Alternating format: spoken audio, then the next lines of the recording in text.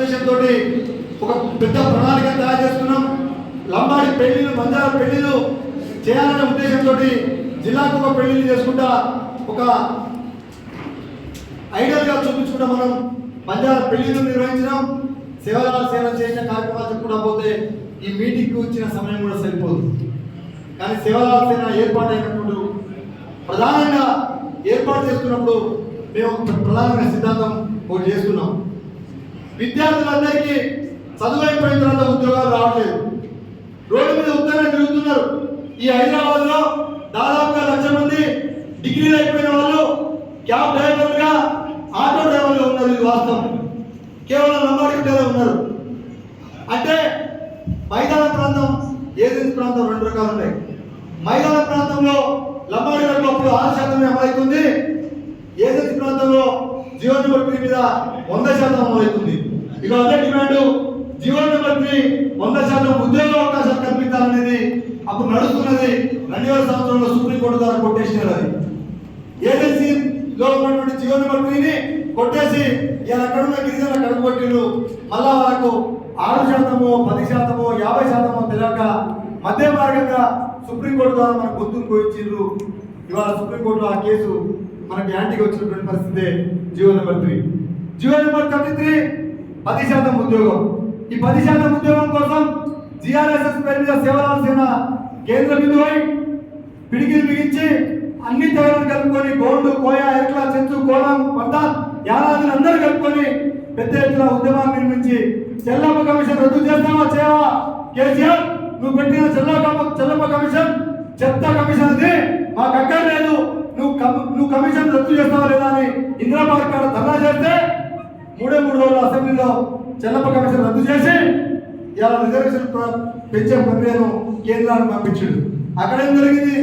కేంద్రంలో పంపించినప్పుడు గిరిజనులు 10%, మైనార్టీలు 12% అని 2 క్లబ్లు చేసి కేంద్రానికి పంపిస్తే ఆ కేంద్రం వాళ్ళు చేయక పక్కన పడేసి, అంటే డిమాండ్ 2014 నుంచి ఉన్న డిమాండ్ 2020 వరకు 2022 వరకు అమలు కాలేదు.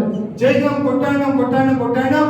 లాస్ట్కు కేసీఆర్ గారు ఈ బాధ తట్టుకోలేక ఎన్టీఆర్ స్టేడియంలో జీవో నెంబర్ 33 తీసి 10% ఉద్యోగాలు ఇస్తున్నామని ఇచ్చిండు. 10% ఉద్యోగం రావడంతో, 10% రిజర్వేషన్ గిరిజనులకు రావడంతో మీరందరూ నాయకులు చాలా జాగ్రత్తగా వినాలి. పాయింట్ 10% గిరిజనులకు ఇస్తే రాజ్యాంగంలో ఎక్కడ ఇబ్బందులు లేవు. 10% రిజర్వేషన్ గిరిజనులకు ఇస్తే ఎవరికి నష్టం లేదు. కానీ ఇంద్రసాని జడ్జిమెంట్ అని ఒక జడ్జిమెంట్ ఉన్నది. ఆ జడ్జిమెంట్ లో 50% కటాఫ్ దాటొద్దని ఆ జడ్జిమెంట్ లో ఉందని దాన్ని ఆసరా తీసుకొని ఇప్పుడున్నటువంటి తెలంగాణ రాష్ట్రంలో రిజర్వేషన్లు ఎస్టీలకు 6%, ఇప్పుడంటే అప్పుడు 2022 ముందు నేను మాట్లాడేది. ఎస్టీలకు 6%, ఎస్సీలకు 15%, మొత్తం అంతా 21%. బీసీలకు ABCD వీళ్ళకి 5 నలుగురికి 4 వర్గాలకు 25%. 25లో ఈ 21 ఎంత? 46%. ముస్లింలకు BCE కింద 4% ఇచ్చినారు. మొత్తం ఎంత అయిపోయింది? 50% స్టాప్ అయిపోయిందిగా. ఇక దాన్ని పెంచొద్దు. ఎందుకు పెంచితే సుప్రీంకోర్టులో కేసు ఇంద్రసాని జడ్జిమెంట్ ప్రకారం కూలిపోతుంది, వెళ్ళిపోతుంది. ఇది వాళ్ళ వాదన. కానీ భారత రాజ్యాంగంలో ఎస్సీలకు ఎస్టీలకు ప్రపోర్షనేట్ ఎంత జనాభా ఉంటే అంత ఇచ్చేదని భారత రాజ్యాంగం చెబుతుంది. మనకు ప్రత్యేకంగా గిరిజనులకు 5th షెడ్యూల్లో మనకు పొందుపరచబడ్డది. కానీ ఆయన పక్కన పెట్టి 50% దాటుతుందని ఈ మధ్య కాలంలో పరిగెట్టుకొని కొంతమంది కోర్టుకెక్కి 1 కాదు 2 కాదు 4 కేసులు వేసి మనకు వచ్చింది 2022లో 10% వచ్చింది. కానీ 50% కంటే 10% రిజర్వేషన్ ఎక్కువ పెంచుతూ ఈడబ్ల్యూఎస్ అనే ఒక అగ్రకుల పేదలకు సంబంధించిన రిజర్వేషన్ 10% రిజర్వేషన్ 2021లో 103 అమెండ్మెంట్ ప్రకారం 103 రాజ్యాంగ సవరణ ప్రకారం 10% రిజర్వేషన్ ఈడబ్ల్యూఎస్ వాళ్ళకు వచ్చారు. మీకు అందరూ తెలుసు కదా. ఇది అంటే 50% దాటిందా లేదా? దాని మీద సుప్రీంకోర్టు కూడా కేసు పెట్టారు. సుప్రీంకోర్టు కేసు పెడితే 50% పైన ఇచ్చిన 10% అగ్రకులాలకు సంబంధించిన పేదలకు సంబంధించిన 10% ఇచ్చుకోవచ్చు, ఏం ప్రాబ్లం లేదని చెప్తారు సుప్రీంకోర్టు. చూడండి, సుప్రీంకోర్టు తన కోర్టు దుంద వైఖరిని ఎట్లా చేస్తుందో రాజకీయ పార్టీలు ఎంత కుట్ర చేస్తుందో గమనించండి. అంటే 50% కాక 10% అగ్రకులాల పేదలకు ఇస్తే 60% రావచ్చు, కానీ ఎస్టీలకు 4% పెరిగితే 54% వస్తుంది. దీనికి మాత్రం కోర్టుకు పోతున్నట. అంటే 10% రిజర్వేషన్కు సుప్రీంకోర్టు ఒప్పుకుంటుంది, 50% పెట్టి 4% పెంచి మా 10% వస్తే హైకోర్టు ఒప్పుకోదట. ఈ ఉద్యోగ ప్రమోషన్లో సెక్రటరీలో అన్ని డిపార్ట్మెంట్లో ప్రమోషన్ రావడాన్ని ఇంటీరియర్ ఆర్డర్ ఇచ్చేసి 10% రిజర్వేషన్ అమలు చేయాలని ఆర్డర్ ఇచ్చినటువంటి పరిస్థితి ఉంది. మనం నిన్ననే పేపర్స్ బీహార్ హైకోర్టు ఇచ్చినటువంటి కేసు 50% మించిన రిజర్వేషన్లు చెల్లవు. 50% మించిన రిజర్వేషన్లు చెల్లవు. ఇది హైకోర్టుకు సంబంధించిన బీహార్ హైకోర్టు సంబంధించిన కేసు. ఈ కేసు మనకు లింక్ ఉన్నది. ఈ కేసు ఎందుకు చెప్తున్నా మీకంటే బీహార్లో దమ్మున్న నాయకత్వం, బీసీ నాయకత్వం, ముఖ్యమంత్రి నితీష్ ఆయన ఏం చేసిండు, మీ 50 60 మీ మాట లెక్కేసి వెళ్ళిపోతుంది అని చెప్పేసి బీసీలకు ఎస్సీ ఎస్టీతో కలిపి 65% పెంచిండు. ఎంత? 60%, 50% దాటిందిగా. 65% అది 10% ఈడబ్ల్యూఎస్ మొత్తం ఎంత అయింది? 75% బీఆర్లో అమలవుతుంది. అగో బీఆర్ హైకోర్టు ఇవాళ తీర్పిచ్చింది ఏం తెలుసా? 50% పెంచొద్దని చెప్పి తీర్పిచ్చింది. దీన్ని బట్టి మన మెడ మీద కత్తి జియో నెంబర్ 3 సుప్రీంకోర్టుల ద్వారా ఎట్టగట్ చేయాలో చూసిరో 10% రిజర్వేషన్ కూడా బీఆర్ హైకోర్టులో ఏ రకంగా 50% దాటి 70% బీఆర్లోకి ఇచ్చిరో ఇక్కడ 50% దాటుతుంది ఎస్టీలకు ఇవ్వడం వల్ల వీళ్ళకు కూడా తగ్గించండి, వీళ్ళకు కూడా తగ్గించండి. నేను అడుగుతున్నా, మీరు కూడా అడగాలి. మనం అడుగుతున్నాం. నేను ఆనాడు ఈనాడు చెప్తున్నా, కేసీఆర్ గారు 10 సంవత్సరాల ముఖ్యమంత్రి, సేవలాల్ సేన సాక్షిగా సేవలాల్ సేనను పవిత్ర ఉంచాలని మాత్రమే నేను పార్టీలో జడ్పీటీసీగా పోతున్నప్పుడు నా ప్రభావం, నేను పోతున్న పార్టీ ప్రభావం మీ సంఘ నాయకుల మీద పడవద్దు, నాతో పాటు సంఘం మొత్తం పార్టీలో వచ్చిన అభావాలు మీకు రావద్దు అని నా తర్వాత 2 సంవత్సరాలు కిషన్ నాయక్ అధ్యక్షుడు చేసిన 2 సంవత్సరాలు కాలపరిమితి పెట్టుకున్నాం. దాని తర్వాత ఆయన దిగిండు, కొత్త నాయకత్వం తీసుకురావాలనుకున్నాం. ఇంకో కొత్త నాయకత్వం రాబాబు చేసినాం. ఆయనకు 2 సంవత్సరాలు ఉన్నామంటే ఇంకా 9 నెలలు ఎక్కువైండు. అయినా కూడా ఆయనకి ఇచ్చినాం. మొన్నే రద్దు కూడా చేసినాం. మీకు అందరికి తెలుసు ఎందుకు ఇచ్చినా. సేవలాల్ సేన సంజీవ్ నాయక్ టీఆర్ఎస్ నుంచి పోటీ చేసి టీఆర్ఎస్ లో వెళ్ళిపోతుండు. సేవలాల్ సేన ఇంతమంది చెమట, ఇంతమంది రక్తంతో పనిచేసిన సేవలాల్ సేన మొత్తం అబాసుపాలు కావద్దు, అపవిత్రం కావద్దు. నాతో పాటు సేవలాల్ సేన ఏ పార్టీకి అనుమతి ఉండవద్దని మాత్రమే నేను చెప్తుంది.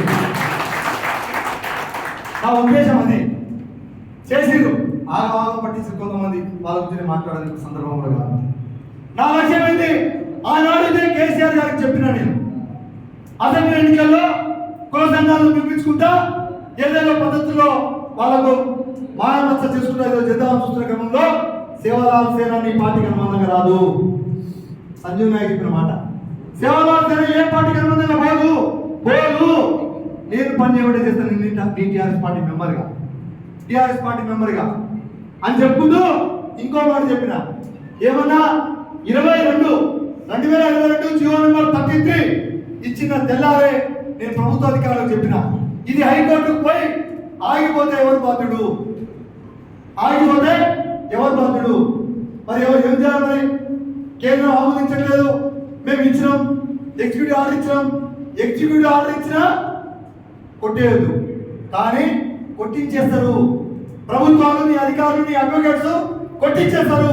ఇది ఆగకపోతే బాధ్యుడు ఎవరు? అందుకనే 2017 ఇంద్రపార్క్ ధర్నా చేసినప్పుడు నేను 2 మెలికలు పెట్టా. చాలా తెలివిగా మెలికలు పెట్టా. ఏం చెప్పినా అంటే ముస్లింలకు 4% రిజర్వేషన్ బీసీఈ కింద సుప్రీంకోర్టులో స్టే ద్వారా 25 బీసీ ఏబిసిడీలకు 20%, బీసీలకు 4%. చాలా జాగ్రత్తగా వినాలి నాయకులారా, మీరందరూ సేవలాల్ సేన సైనికులారా. 4% ముస్లింలకు ఇచ్చినారు. సుప్రీంకోర్టులో ఉన్నది. నా సుప్రీంకోర్టు ఎవడో ఒకడు రేపటి నాడు దరఖాస్తు పెడితే నా రిజర్వేషన్కి ఏమైనా హాని కలిగితే మేము కూడా చూస్తూ ఊరుకోం అని అప్పుడు చెప్తూ 20 సంవత్సరాల కంటే ముందు హరీశ్రావు గారు అని పెద్ద నాయకుడు ఉండే వాళ్ళందరికీ నేను టీటీ నాయక్ గారు పెద్దలందరూ తీసుకోబోతున్నప్పుడు వాళ్ళు చెప్పిన మాట అప్పుడే వాళ్ళు లిఖిత చేసిన. ఈడబ్ల్యూఎస్ 10% తమిళనాడులో ఆపిర్రు. ఈడబ్ల్యూఎస్ 10% తమిళనాడు రాష్ట్ర ప్రభుత్వం ఇంప్లిమెంట్ చేయమని చెప్పారు, కేంద్రం చెప్పినా కానీ కేరళ ఆపింది.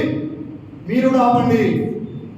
మీరు ఆపితే ఇగో ఈ ఎస్టీలకు 10% రిజర్వేషన్ నీ కేంద్రానికి పంపుతున్నా, దాని రాజ్యాంగం 9th షెడ్యూల్లో చేర్చి నాకు ఆ కాగితం రిటర్న్ పంపి నీ 10% నేను ఇంప్లిమెంట్ చేస్తా అని మెలిక పెట్టమని చెప్పిన.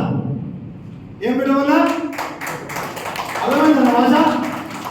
హడావుడిగా 10% రిజర్వేషన్ పై నుంచి వచ్చిందో రాలేదో వెంటనే ఆమోదం. ఇలా హైకోర్టు పోతుంది. ఎవరు బాధ్యుడు?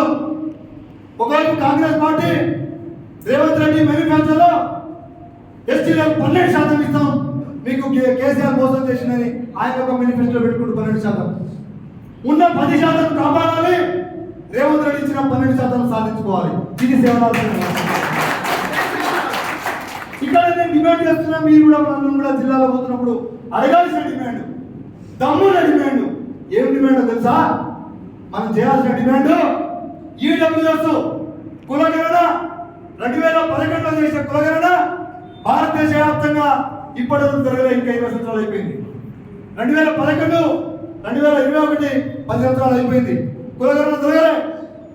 కులగణన జరగకుండా అగ్రకుల పేదలు 10% ఉందని నువ్వు ఎట్లా డిక్లేర్ చేస్తావు? నీ దగ్గర ఉన్న లెక్కలే. నా గిరిజనులు ఎంతమంది ఉన్నారో నీ దగ్గర లెక్కలు ఉన్నాయా? నా దళితులు ఎంతమంది ఉన్నారో నీ దగ్గర లెక్కలు ఉందా? బీసీలు ఎంతమంది ఉన్నారో నీ దగ్గర లెక్కలు ఉందా? ఈ లెక్కలు లేనప్పుడు ఈడబ్ల్యూఎస్ అగ్రకుల పేదలు 10% ఉన్నారని నువ్వు ఎట్లా డిక్లేర్ చేస్తావు? నువ్వు డిక్లేర్ చేసుకోవడం ఉంది. సుప్రీంకోర్టు దాని మీద 50% కంటే మించి 10% అగ్రకులాలకు సంబంధించిన రిజర్వేషన్ అమలు చేసుకోవచ్చు ఎప్పుడు బాగానే ఉంది. మరి మాకెక్కడ ఉంది? 50% నిబంధన రాజ్యాంగం ఏ ఆర్టికల్లో ఉన్నది? ఆర్టికల్ 15, 16 4వ క్లాజులో ఏం చెప్పింది? ఆ క్లాజు అడ్డు పెట్టే ఈడబ్ల్యూఎస్ ఇచ్చింది. మరి ఆ క్లాజు అడ్డు పెట్టుకొని ఈడబ్ల్యూఎస్ 10% ఇచ్చినప్పుడు ఆ క్లాజుతో పాటు 5th షెడ్యూల్ ఉన్న గిరిజనులకు మాకు జనాభా ఎంత ఉందో, మేము ఎంతమంది ఉన్నామో మాకంత వాట ఇవ్వాలని ఇంకిత జ్ఞానం లేకుండా ఏ పరిపాలన చేస్తున్నారు, ఎక్కడ పడుకుంటున్నారు, దేనికోసం కోరిలేస్తున్నారో ఇక్కడ కేసు చేసినటువంటి వ్యక్తులకు ఈ ప్రభుత్వాలకు నేను సవాలిస్తున్నా. మనం ప్రశ్నించాల్సిన అవసరం ఉన్నది. చాలా పెద్ద ప్రమాదం. గిరిజనులకు ఉన్నదే రిజర్వేషన్ మీద బతుకుతున్నాం. ఫస్ట్ జనరేషన్, మొట్టమొదటి జనరేషన్. ఇప్పుడిప్పుడే ఉద్యోగాలు. ఆ ఉద్యోగం కూడా గ్రూప్ 4 ఉద్యోగాలు, గ్రూప్ 2 ఉద్యోగాలు, కొంతమంది ఇప్పుడే గ్రూప్ 1 ఉద్యోగాలు, అటెండర్ ఉద్యోగాలు, పోలీసు ఉద్యోగాలు.